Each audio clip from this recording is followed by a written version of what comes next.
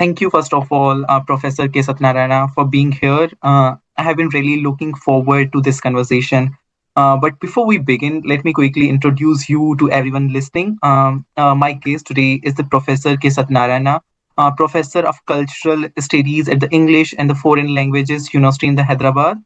Professor Satyanarayana have been the visiting scholar at the Department of the South Asian Studies at the University of Pennsylvania.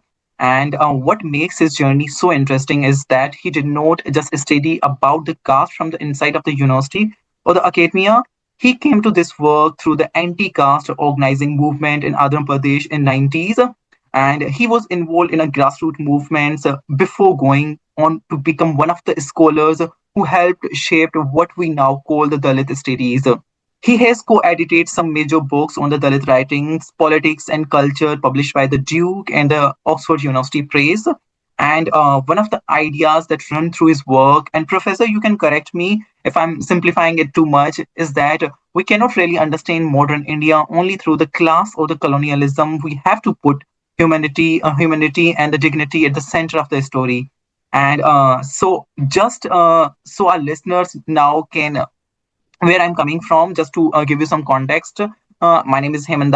I'm originally from Pakistan and I am currently in the London on a Chevening scholarship and doing my master's at the London School of Economics and Political Science, where our very own Dr. B.R. Ambedkar studied. And my research looks at the caste, minority rights, and economic exclusion in Pakistan. So I'm coming to this conversation as a researcher and advocate from the other side of the border, of course, and that's exactly what I wanted to learn from you, Professor. So, without any further ado, let's get into the conversation. I would get started with the very first question.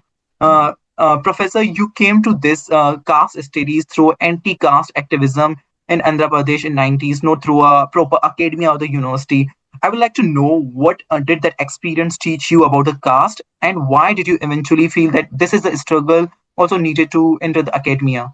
Yeah, so thank you, Dr. Das, for talking to me. I'm very happy to be part of this conversation. I hope we'll learn something together or develop something together after this conversation. Yeah, so about my own activist background and then the academic entry. Uh, I think so. I was a kind of student at University of Hyderabad in the 1890s. So 1988, I joined there. By 1990, there was this major event in the Indian context, the Mandal movement, the implementation of Mandal Commission. So that is when my journey began as an activist, initially campaigning within the university. Then, of course, I became part of another larger organization called Forum for Caste Annihilation. In Telugu, it is called Kolonirmalna Porata Samiti. So I became part of that organization, and it also had a small magazine. So then we started visiting all over the state, taking up certain issues, particularly the phenomenon of massacres, Dalit massacres, atrocities, which began in the 80s. That is how I actually began. But I think my beginnings are in the university, caste discrimination in the university in terms of both the absence of Dalit students and also the active discrimination of Dalit students in the university. And that was the issue, I think, during even in the Mandal debates, that was a central issue, that caste in the university and caste in Indian society. I think I was inspired by those debates. And then I continued in the kind of academic field. I joined as a assistant professor in a university. But then one of my kind of senior professors, Professor Sujitaru, who was, I think, my mentor and my supervisor, uh, so she, I think, made the suggestion that because I was extremely feeling bad that I was not able to continue my activism because of severe repression. In fact, I wanted to just give up the education and go into activism full time. So that was the, I think, the mood that I was in. But she suggested, no, you will be more useful in a university context because you already came to the university level and you are in a postgraduate situation. You can do research, and then you can actually bring some of these issues into the classroom. Why don't you offer, I think what she described at that time, a rubric called Dalit Studies. So we just started at that time in 2000, the year 2000, in CAFL. It was then called CAFL, Central Institute of English and Foreign Languages. Now it is called EFL University. There I started this rubric called Dalit Studies, a series of courses within the MA program in the year 2000 as part of the program of MA Cultural Studies. So that's how I kind of began teaching these courses. But of course, I continued some part of my activism for some time, and later on, I think more fully focused on kind of academic activity and so on. Yeah, Yeah, that's I how I also began my journey. Yes. Yeah, also I believe that academia is one of the spectrums that give the wider perspective about the things you don't know about through the activism, and that brings me to the field you helped shaped what we now call Dalit studies, as you just mentioned. And one of the important ideas in your work is to understand India through the humiliation and dignity, not only class and colonialism. So, what changes when you put dignity at the center of how we understand caste, and what does it help us to see those older ways of studying India missed? Yeah, I think one of the kind of learn lessons from the 1990s, when also the intellectuals like Kancha Alia also emerged on the scene, and also Dalit writing, Dalit literature also emerged as a important upsurge in the Indian context. There's one central point, that central insight I learned from that struggles, and of course this is also Professor Kancha Alia's point, that the intellectual domain is a very, very important domain. Of course, you have been part of activism. You are fighting for their everyday rights, and also resisting against violence, and of course the illegal police cases. All those are important. But I think in Indian context, the most important domain, the one of the important domains, is also the intellectual domain. So you have to really work hard in terms of writing, reading, and also challenging them in the domain of writing. I think that I would say is a kind of a very important insight. He says like Brahmins are really very powerful because they have a very strong hold on the intellectual domain. So we should really challenge them in that domain. And there may be many others who can do it at the ground level, but the intellectual domain, some of you people who have come to the university, you can challenge that. So then when we started that kind of an idea and thinking about the existing institutional spaces, the university, and the disciplines, and the state of the knowledge of various kinds of disciplines, and of course the dominant Marxist thinking at that time, thinking of society through class and economy and so on. So obviously within those kind of framework, the caste is invisible, and the Dalit life, the what used to be called the untouchable life, is not visible at all.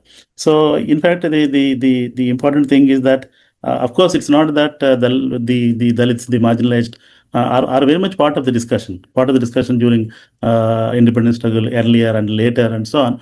But they were part of the discussion as objects of reform, as objects of pity, as people who need to be uplifted. So within the Marxist discourse also, how can we really bring them up?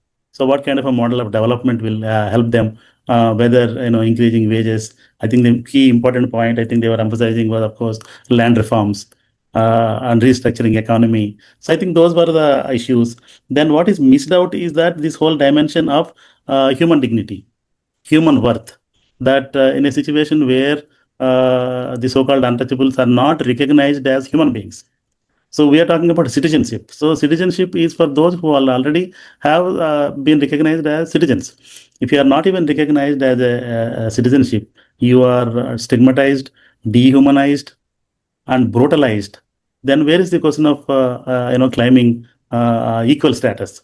So if you have to claim equal status, Ambedkar himself has made this point that they are that they have to be treated as minorities and also more than minorities.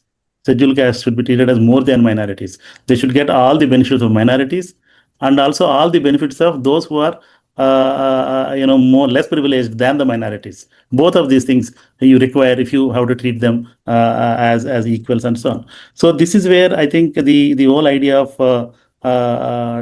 not just economic development but development of human personality becomes very, very important, not only at the individual level but also at the level of at the community level. So the problem was by that time, within that model of understanding within India, within the Marxist model, while I think they were fully supportive of the marginalized sections and so on, but in terms of discussion was in terms of poverty, in terms of development indicators, and so on and so forth. So even within a domain like politics, the marginalized communities, particularly Dalits, were seen as vote banks.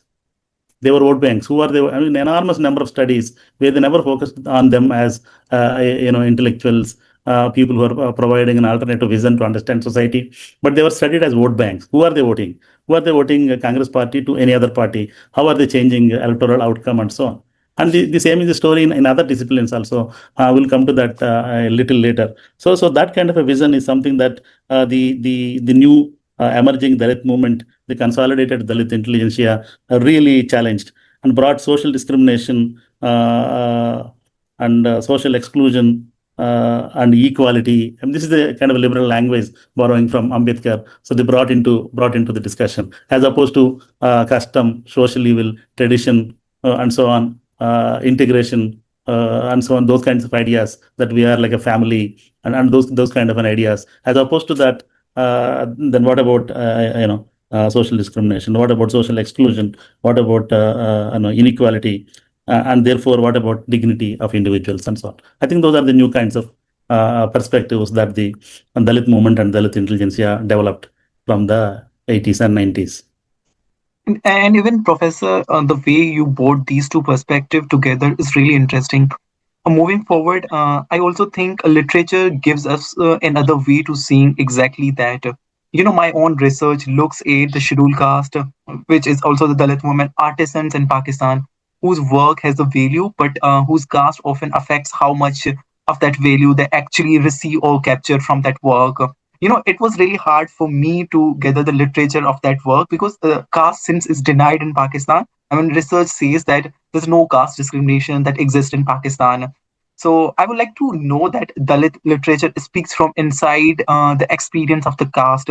What can Dalit writing tell us about the caste aesthetics, policy reports, or the economically simply cannot tell us? Yeah, so this is also another important issue in relation to the Dalit movement. And in fact, this is where I've done most of my work, because the powerful expression from the Dalit communities in India is in the form of Dalit literature and Dalit writings, Dalit intellectual critique. I think this is the most powerful kind of a contribution of Dalit if you look at today. And also, this is a kind of a work or what you call the Dalit upsurge, which really tells a lot about the complexity of Dalit life than the social science kind of a writing. Of course, they are also trying now. Social science writers are also writing and so on. So one, I think, important point is that if you think of a very well-known sociologist called Satish Sabharwal, kind of wrote a piece titled "Sociologists and Inequality." So one of the points that he raised, that he wrote in the context of Kilvanmani, in the context of major atrocities in the late 70s and 80s, that the Indian sociology kind of failed to understand caste inequality in India, and what he calls failed to understand secular inequalities, the changing forms of caste in modern India, because they thought of this as a. In fact, he said from the 50s there is a shift to the village studies. They went on studying in the village, and then they focus on mobility and change and relative deprivation. Not actually, the focus is not on the modern forms of caste and so on. So that is where I think the significance of Dalit writing. One, it is written by the people who experienced untouchability, who experienced caste violence. They are from the ground, and it's all based on it's based on first-hand experience. So Yeah. this I would try to emphasize. It's a first-hand experience, and out of the experiences, what emerges was, I think, what I call the most important contribution of Dalit writers is the development of Dalit perspective. So looking at Indian society from Dalit perspective. So till that time, they were, as I told you, they were looked at people there as victims or vote banks, people who need support, people who need to be uplifted, and so on. Suddenly, the perception changes. Then you have a kind of a strong, powerful group of people who assert, who also take a pride in their own kind of existence and life. They also declare revolt, and then they also declare that caste is no longer a system of consensus. Caste is not simply a ritual. Caste is not simply a social tradition, and so on. So caste is actually a zone of conflict. There are certain beneficiaries of the system, those who exercise authority, caste authority, and those who exercise power, and those who lack that power, those who are subjugated, those who are dehumanized. So that distinction between what is called the Dalit politics of caste and the upper caste politics of caste. So that distinction was very, very important. And in elaborating that, Dalit politics of caste, Dalit representation of life, I think Dalit literature really played a very, very crucial role. Because if you think of the statistics, if you think about, even though those are not even developed, statistics from the point of view of the Dalits are not developed in the 70s and 80s, and so on. The most important point, something like the Dalit anger, Dalit demand for dignity, Dalit demand for recognition of human equality. I mean, those cannot be articulated by those disciplines. Through statistics, you cannot articulate that. It has to be what is called the subjective dimension of social experiences are very powerfully kind of presented within the Dalit literary kind of a domain. Professor, your work also takes that experience beyond even India. You have written about Dalits who can sometimes pass as upper caste and connect this with African American writing about the racial passing.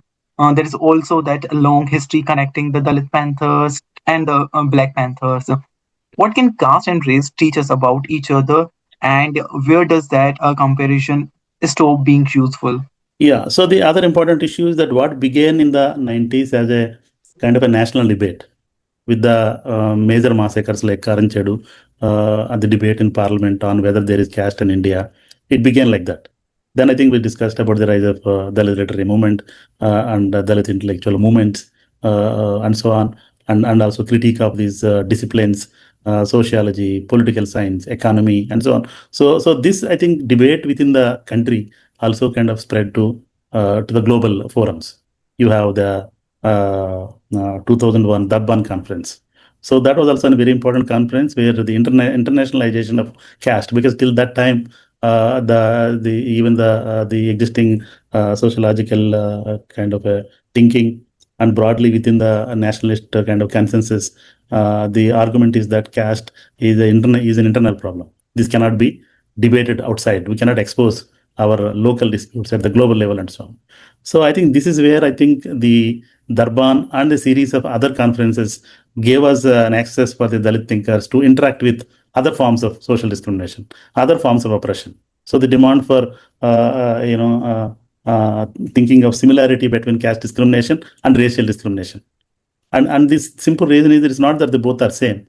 Simple reason is that the racial discrimination is widely condemned, whereas caste discrimination is not even recognized within India and outside. So they wanted to really publicize and attract global attention to say that yes, there is a similar experience like racial discrimination in the Indian context. Why not that be debated? Why not UN recognize that as as an important human rights violation? In fact, the slogan at that time was Dalit rights are also human rights.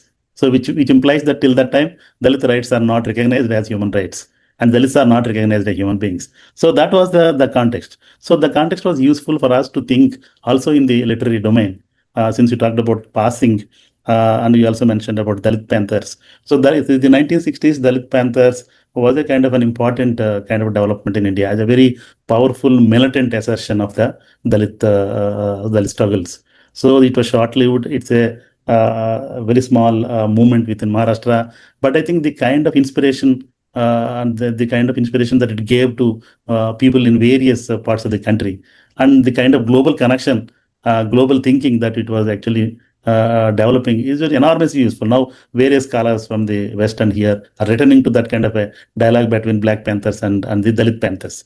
So if that is the kind of a conversation or historical connection we want to kind of relook at it for the present purposes, or to fight caste or caste-related experiences, inequalities.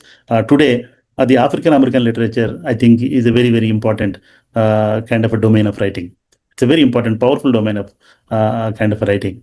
So when we thought of this volume, concealing caste, so there was this idea that there was this phenomenon of passing in the African American context, and in India also you have a situation of where Dalits would like to pass off as a general kind of a category kind of people, as upper caste people, and so on. So I think some thought of this as a very negative kind of a thing, that because within the Dalit movement here, Dalits are always presented as rebels. They're angry, they rebel, they challenge. But here in these stories of concealment, you find a Dalit who conceals the identity, who acts as the Brahmin or upper caste and tries to survive. So he or she doesn't really challenge that. So that's a kind of seen as a negative and other. But what I think we felt was that there are many dimensions of the Dalits. There are different kinds of Dalits. There are some who are openly kind of rebels.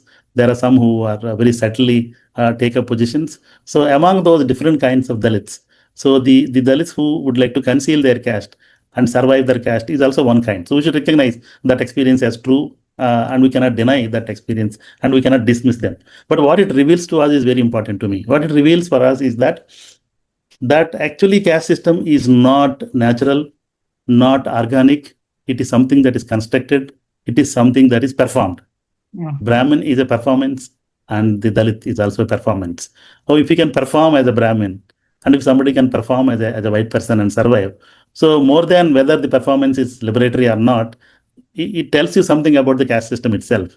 So this is not natural, it's not God-given. This is something constructed, it is something fictional, it is performative, so it can be broken, it can be challenged.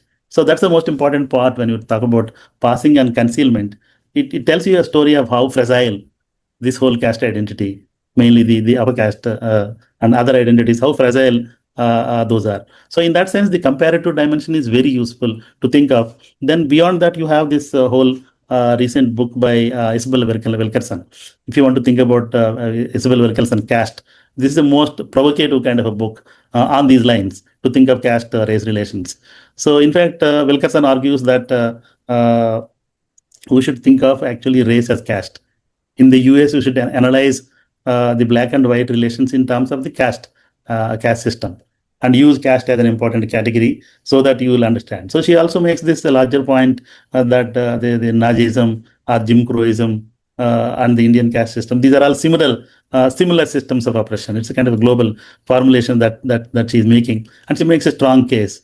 So in that debate, what is interesting for me, whether caste and race are same or not same, that's not the issue that I'm most interested. But the global visibility that caste discrimination attracted to that kind of an argument, that there are these structural inequalities which are across the globe in different parts of the world. I think that's the most interesting kind of a development in terms of Wilkerson's kind of an argument. Then the other hand, it is useful in the sense that, as you said, how far we can go in the sense that we can really learn from the struggles of the African Americans in terms of how they fought for affirmative action, fought against violence on many dimensions and so on. That really helps us to understand where we are and how to locate and what our strength and what our limitations. So beyond that, you don't have an answer in the African American struggles, but what you have is that there is a certain kind of comparative dimension. It is very useful to understand both your strength and also your limitation, both similarities and also dissimilarities. So dissimilarities are also very, very important in terms of, I think, the attraction in the Durban conference also, in the sense that how the blacks, they were able to make racism as an international issue, how they were able to raise it in the UN and other forums. Why not the Dalits are able to raise? So in terms of learning those kinds of strategies, how to fight inequality, I think that's where the comparison is most useful. And also the reason why we have done this passing and the concealment is also that the within the Indian literary debates, the Dalit literature has been kind of neglected in the 80s and 90s. Now, of course, it's globally visible, but it did not attract the kind of critical attention it should attract. So it was not widely debated and all that. So it is through these comparisons and contrast conversations with other globally oppressed communities that I feel, or many like me feel, that we are also making Dalit discourse is a kind of global discourse about humanity and equality and so on. So I think that is the other purpose with those kinds of volumes. Professor, I would like to say two things before moving to next question. I Yeah. really love the way you explain everything. I mean, bits of everything. And when we talk about the Dalit Panthers, also the Black Panthers, it brings back me to about the literature that is written by Suraj Yangre. I mean, he talks much about the how we can relate and connect the Dalit, Black Panthers to the Dalit Panthers. And also, it really breaks my heart that there's much of literature available on Indian caste, but there's no literature available on other South Asian countries like Pakistan, India, Yes. Pakistan, Bangladesh, Nepal, and Sri Lanka. I mean, it is really hard to know how the caste discrimination or the marginalization exists in those countries. And moving to our next question, I want to bring this into the politics of India today. India is moving towards a national caste count, while there is also major debates about the reservations, subclassification within the scheduled caste, which is called the creamy layer, and the EWS quota. And the heart of all these debates, what should the affirmative action actually be trying to correct? The poverty, caste discrimination, and lack of representation, or all three? And related to that, can economic success ever really mean that someone has escaped or passed the caste? I think it's a very, very important kind of an issue. This is another kind of issue, particularly the issue of reservation and the caste census. So these are some of the debates that I have also very closely followed. Since I mentioned Mandal was the beginning, so that was an important debate on reservations and caste. So the important point that you are asking is that poverty, caste discrimination, and representation. What is the basis for or justification for reservations in India? I think that's the issue. Even the counting of caste is also to identify whether poverty or representation. What is the other one? Yeah.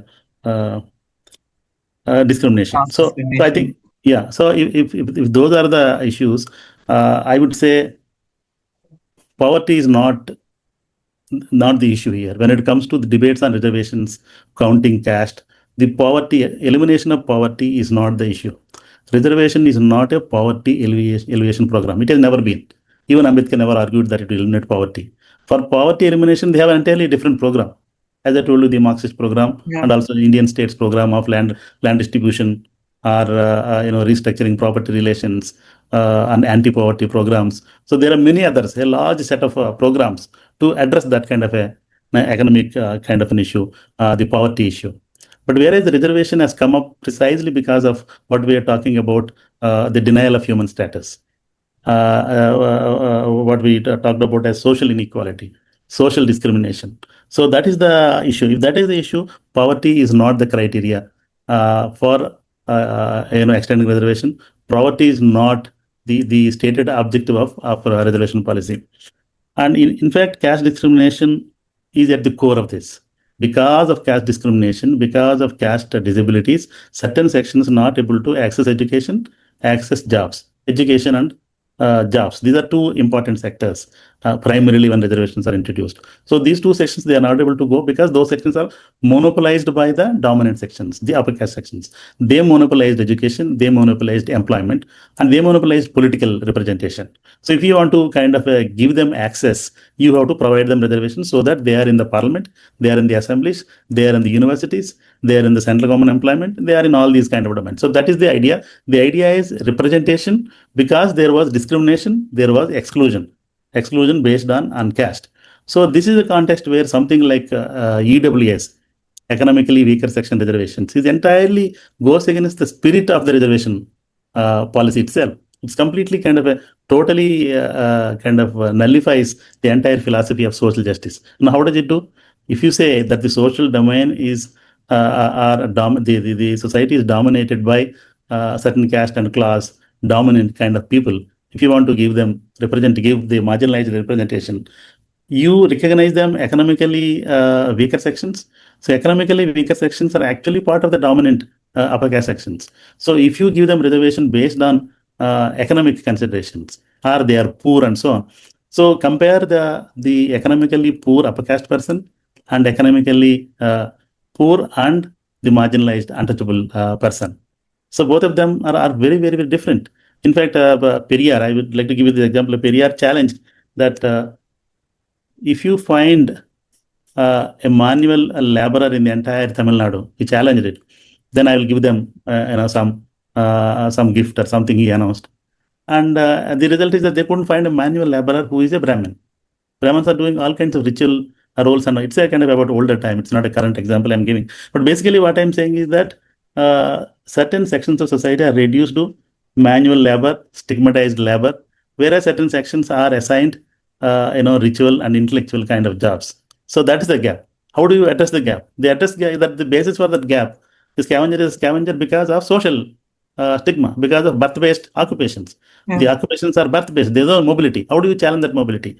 So the Ambedkar solution is that you challenge that mobility by actually providing, reservations based on that very caste identity, so that it will undermine the caste significance is completely undermined and so on. So that is where I think the problem is that reservation is not about poverty alleviation, not to help the poor people. For them, there are other kinds of programs. So today what happened, the EWS in many of the universities, I also work in the university. You see that general category students or upper caste students, they get admission through the general category. They can apply. And over and above that, some of the general category candidates who cannot get there, who have lesser income, they can also get one more seat. If it is 50% is their seat and one more seat they will get. So what will happen? The upper caste dominant, instead of upper caste dominance actually gets increased. Their representation gets increased. So if the whole point of reservation is about representation, then you add some more people through EWS, and then you are actually defeating the very purpose of reservation, which is the aim of social equality. So you are not reaching that goal at all. I think that's a problem with those kinds of policies like EWS. And I believe that it would take time to address those policies. And finally, I want to take the conversation beyond India since I talked a bit about it. Dalit studies have largely grown out of Indian experience, but caste exclusion also exists in Pakistan and across other South Asian countries. How far can the idea of Dalit travel across borders? And can you use Dalit thought to understand caste in places like Pakistan, which is a Muslim dominated country, or do researchers need to be careful about applying an Indian caste framework elsewhere? No, yeah. So it is true that the Dalit studies or the debates on Dalit literature are all very much located within the Indian context. So I think I spoke exclusively about those debates. I think which emerged and developed here. So they don't have the connection to other South Asian countries. But that is where I was saying that the Durban conference was an important event where the experiences of caste or even the existence of caste in all these South Asian countries, including Nepal, Pakistan, Bangladesh, or even countries like Japan and so on. So I think for the first time, globally visible discussion kind of happened on those kinds of inequalities, and also some kind of a cross country comparison was also possible at that point of time. But the problem is that to have some kind of a dialogue with Nepal, Sri Lanka, and even Pakistani Dalits, there are various kinds of national restrictions, antagonisms that our governments have towards the other. So those are the problems. And also in terms of funding and so on, I don't remember. I attended one conference in Nepal, but not many. Not I think completely no conference in Pakistan or even Bangladesh. So, but we all go to many times US, UK to debate because they have the money, they organize. So I think that's a problem. So these frameworks can be useful. The list studies framework can be very useful, not directly, but you have to revise it. You have to kind of appropriate it in a different way. But certainly it is useful because when the Nepal there was this new regime formed after the Maoist movement ended. In fact, from India, several scholars went.